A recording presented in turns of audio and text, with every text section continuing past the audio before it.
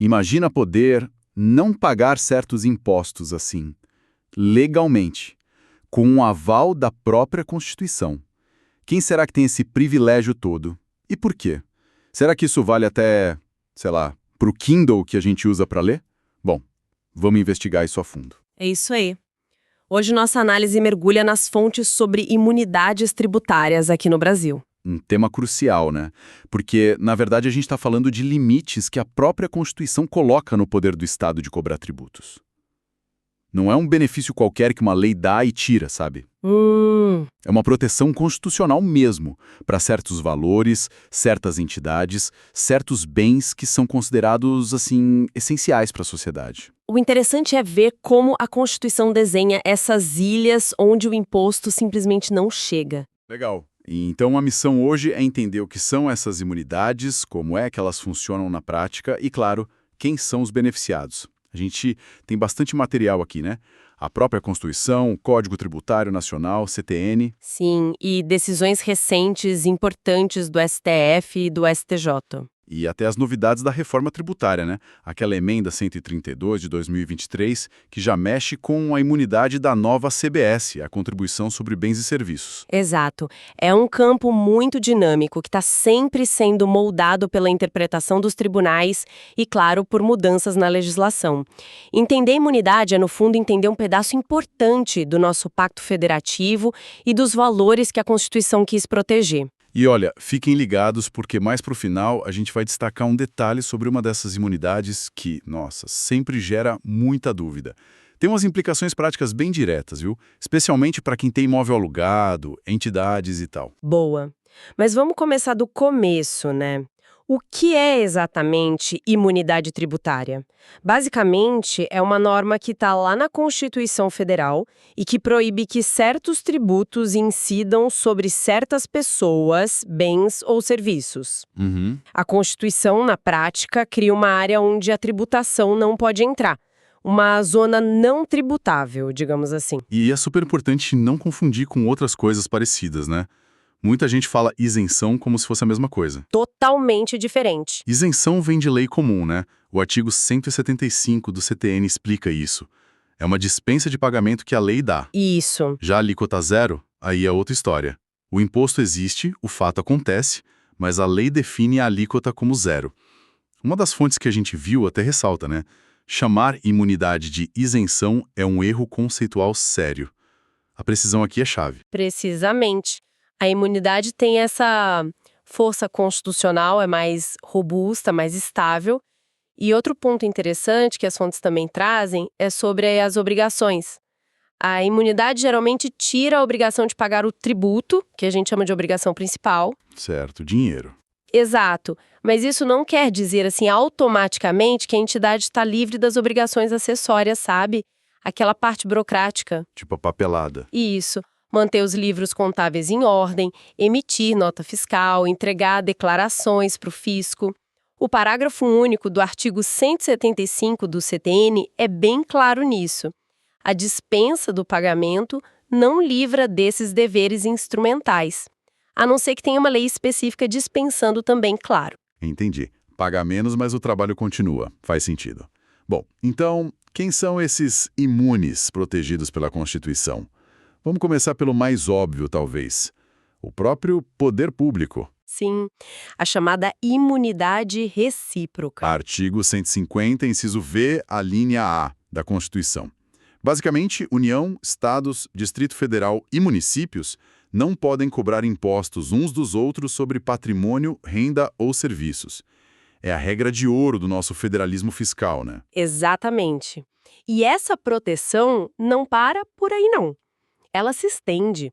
O parágrafo 2º desse mesmo artigo 150 diz que a imunidade alcança também as autarquias. Tipo universidades federais, o INSS. Isso. E as fundações mantidas pelo poder público. Mas atenção, tem uma condição bem clara. Os bens, as rendas, os serviços têm que estar ligados às finalidades essenciais dessas entidades. Ah, tem essa trava. Tem. Se uma autarquia federal, sei lá, tem um prédio que ela usa para uma atividade que não tem nada a ver com a função dela, tipo alugar para uma loja, aí o município pode cobrar o IPTU desse prédio, entende? Entendi. E para as empresas estatais, tipo Correios ou sociedades de economia mista como a Petrobras, aí complica, imagino. Ah, complica bem mais. E a jurisprudência do STF, como as fontes mostram, é fundamental aqui. A imunidade recíproca pode até se estender para elas. Mas, olha, as condições são muito, muito restritas. Quais seriam? Primeiro, elas têm que prestar um serviço público que seja essencial, uma obrigação do Estado mesmo. Segundo, não podem atuar concorrendo com a iniciativa privada. Muitas vezes isso significa que elas operam em regime de monopólio, né? Certo. E terceiro, um ponto super crítico, elas não podem ter como objetivo distribuir lucro para acionista privado. Uma das fontes até menciona que uma distribuição de lucro, mesmo que seja esporádica, já pode derrubar a imunidade. É uma análise bem caso a caso. Nossa. E vale lembrar que a reforma tributária, a emenda 132, já trouxe uma previsão expressa de imunidade da nova CBS para a administração direta, autarquias e fundações públicas. Já deixou isso mais claro para a nova contribuição. Entendido. Essa questão do lucro realmente mostra como a linha entre o público e privado é bem fiscalizada aí. Saindo do setor público, vamos para outro grupo importante, entidades religiosas e filantrópicas.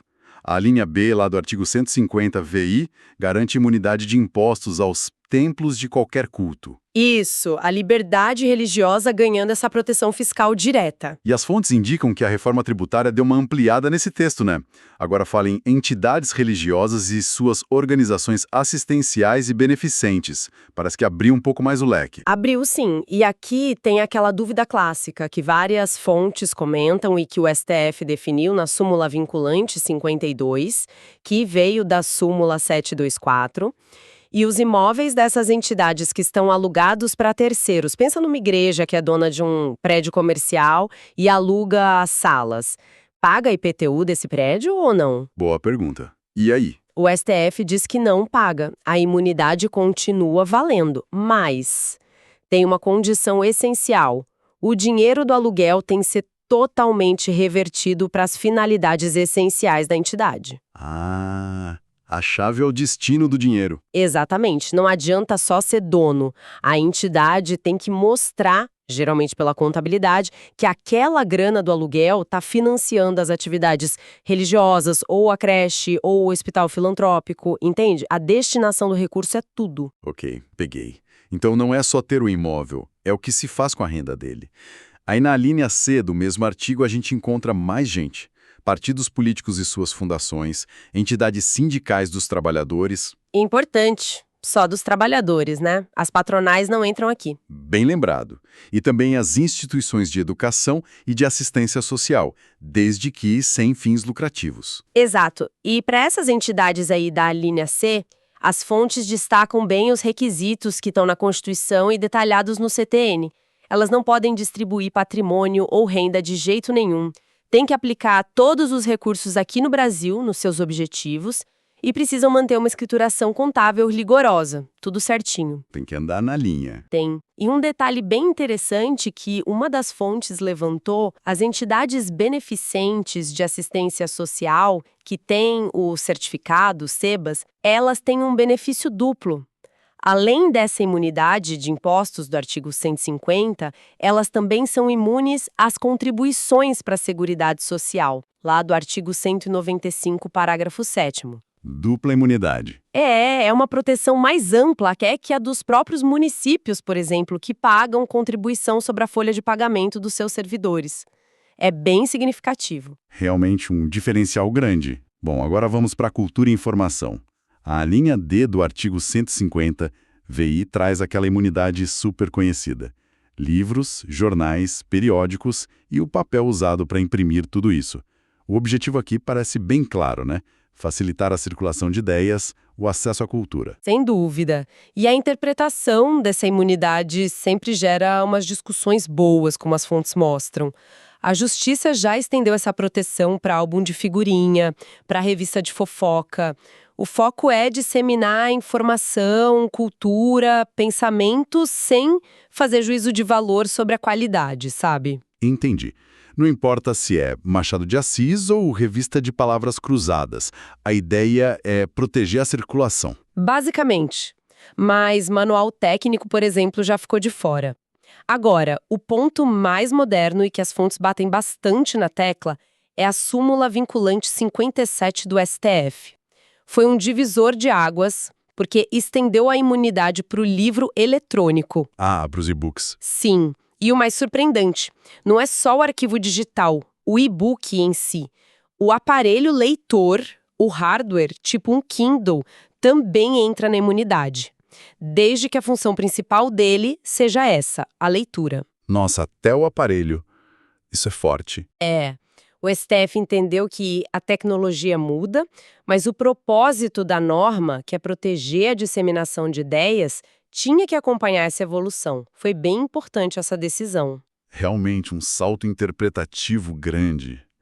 E tem mais coisa na área cultural que entrou depois, né? A tal da imunidade musical. Tem sim. Foi a Emenda Constitucional 75 de 2013 que adicionou a linha E.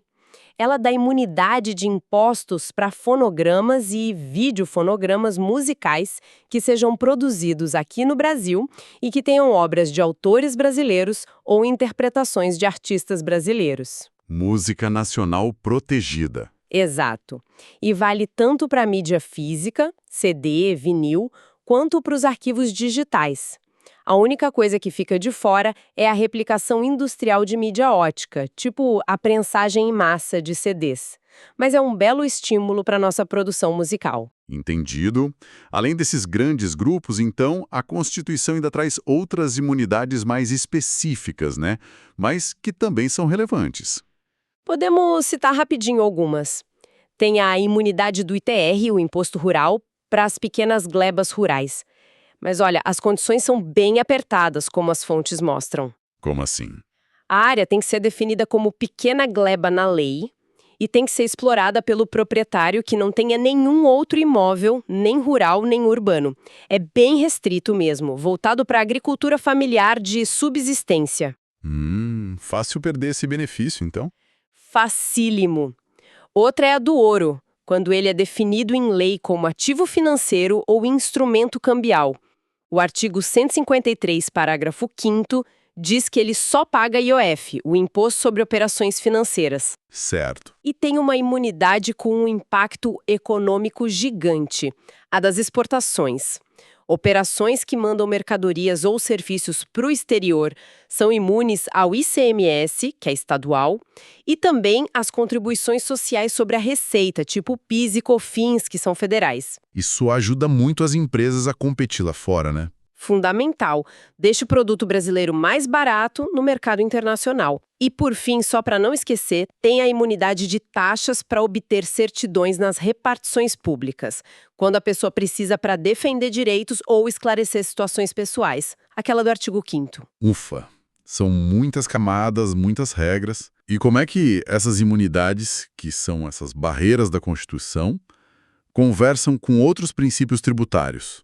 Tipo, a necessidade de ter lei para criar imposto ou as regras de anterioridade que impedem a cobrança de um dia para o outro? Ótima pergunta. A imunidade, por ser essa limitação que vem direto da Constituição, ela meio que ganha. Onde tem imunidade para um certo imposto, simplesmente não pode ter cobrança, ponto final. Ok. Mas, claro, onde a tributação é permitida, aí sim todos os outros princípios têm que ser respeitados. A regra geral é que para criar ou aumentar tributo precisa de lei, e essa lei, na maioria das vezes, tem que obedecer a anterioridade, a anual só valer no ano seguinte e a 90º esperar 90 dias depois de publicada. Para dar tempo do contribuinte se preparar, né? Exato, para garantir previsibilidade. Uma das fontes chama isso de calculabilidade. Além disso, tem a questão da lei complementar. A maioria dos tributos pode ser criada por lei ordinária, mas a Constituição exige lei complementar, que é mais difícil de aprovar, para algumas coisas, para normas gerais de tributação e para criar certos tributos específicos. Eram 4 antes da reforma, agora são 7, incluindo os novos IBS, CBS e o imposto seletivo. Entendi. E falando em imposto sobre o produto, tem uma dúvida que sempre aparece com o IPI, o imposto sobre produtos industrializados. Se uma empresa faz um produto que no final é imune, tipo um livro, ela pode aproveitar os créditos do IPI que ela pagou nos insumos, tipo no papel ou na tinta? Essa é técnica, mas super importante. E uma das fontes que analisa a jurisprudência aborda isso. Tinha uma lei, a 97799, que permitia o crédito de IPI para saídas isentas ou com alíquota zero. O debate era, e para saída imune, vale também? E aí? O STJ, num julgamento bem importante, um tal de ESP 1213143-RS, decidiu que sim, que valia. Eles entenderam que a lógica da não cumulatividade, de não pagar imposto sobre imposto, e a própria redação da lei justificavam estender esse direito ao crédito também para os insumos usados para fazer bens imunes. Ah, que bom. Isso deve dar um alívio financeiro para as gráficas, editoras. Com certeza, é um reconhecimento importante. Ótimo esclarecimento. Agora sim, vamos voltar àquele detalhe crucial que a gente prometeu lá no início, sobre a imunidade dos imóveis de templos, de entidades de assistência. Sim, a famosa questão do imóvel alugado, definida na súmula vinculante 52. O ponto-chave aqui, que às vezes passa batido, é a condição que a súmula coloca para a imunidade do IPTU continuar valendo nesse imóvel alugado. Qual a condição? A decisão do STF é muito clara. A imunidade do IPTU persiste desde que a renda que a entidade consegue com o aluguel seja integralmente aplicada nas suas atividades essenciais. Ah, tem que comprovar a aplicação integral. Exatamente. Não basta ser o dono do imóvel e alugar. Tem que demonstrar, e isso normalmente é feito pela contabilidade, que aquele dinheiro do aluguel está financiando o culto, ou a escola gratuita, ou o trabalho de assistência social que a entidade faz. Se não conseguir provar essa aplicação dos recursos, o município pode sim cobrar o IPTU daquele imóvel alugado. A finalidade do dinheiro é o que define tudo nesse caso específico. Fica claríssimo que a gestão e a transparência no uso do dinheiro são essenciais para manter o benefício nesses casos. Bom, então, fazendo um resumo geral dessa nossa exploração sobre imunidades tributárias, o que fica de mais importante? Olha, acho que podemos destacar alguns pontos. Primeiro, que imunidade é essa proteção forte que vem da Constituição contra a cobrança de tributos. É diferente de isenção, que vem da lei, e de alíquota zero. Certo, a origem constitucional é a chave. Isso. Segundo, ela beneficia grupos bem específicos, escolhidos pela Constituição por motivos importantes. Os entes públicos, na imunidade recíproca, que é a base do nosso federalismo, os templos e entidades religiosas, protegendo a liberdade de culto e que foi até ampliada recentemente, e também partidos, sindicatos de trabalhadores, instituições de educação e assistência social sem fins lucrativos, pelo papel social delas, mas aí com requisitos a cumprir. E o terceiro ponto seria a proteção à cultura e informação, né? Exatamente. A imunidade de livros, jornais, periódicos, o papel para impressão e que se estendeu de forma moderna para os e-books, para os leitores digitais e também para a música brasileira. E a gente viu também aquelas outras mais específicas, mas não menos importantes. A do ITR para a pequena gleba rural, que é bem restrita, a do ouro como ativo financeiro, e, claro, a das exportações, que é vital para a nossa economia. Correto. E não podemos esquecer o detalhe da súmula vinculante 52.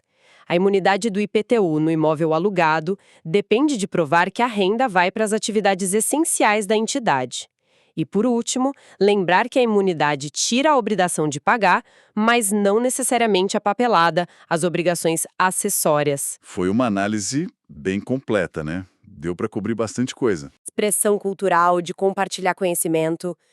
Como é que o conceito constitucional de livro ou de produção musical vai ter que continuar evoluindo na interpretação para que a imunidade continue cumprindo o objetivo dela de proteger o acesso à cultura e à informação?